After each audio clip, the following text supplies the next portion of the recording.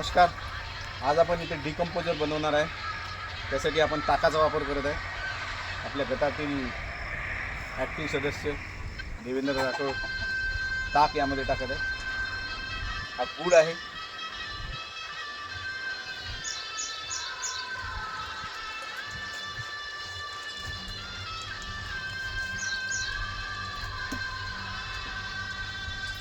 ताक टाकत आहे यामध्ये. गूळ टाक.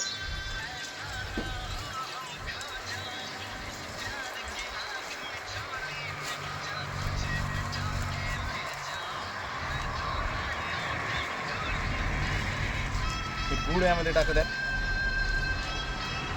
1 किलो गूळ, 1 लिटर ताक.